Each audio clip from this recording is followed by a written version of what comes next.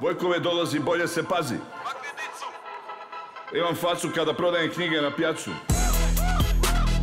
Vojko je puka ka Blanka Vlašić. Pošaljem cajku Lidiji Bačić. Pišem cajke jel treba mi novca. Treba mi pizza u Graše i biftek u Lovca. Moram spomenuti i Biloga Pivca. Tamo je negdje iza Lovrinca. Tamo je iza Stobreča prije pod strane. Dobit ću besplatnu kokos zbog ove reklame. Dobit ću besplatnu picu u Mirakula. Od prodaje albuma dobit ću 0. Na nastupu dobit ću napadaj bijesa. Jer došao sam gladan i treba mi mesa, ali organizator je počeo žicat umjesto mesa. Može li pizza, može li balajntar umjesto džeka? Evo ti šta sam mu reka sam, ne može.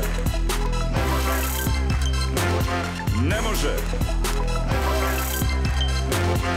Organizator meni se jada, novci od grada još nisu došli. Zna da dogovor bio je sada, ali može li platit poslije? Reka sam, ne može.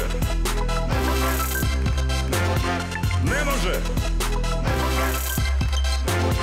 Teta uvikne mortadelu riže, reka sam dajte mi 15 deka. Kad je izvagala bilo je više, može li 16 deka? Reka sam, ne može. Ne može. Na, cici mici, još jedna baza i gotovo sve. Idući lajen je posvećen dici, recite drogama ne. Ne može.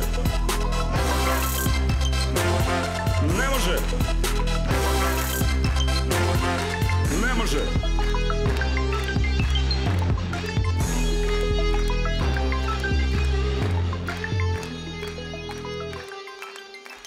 Ha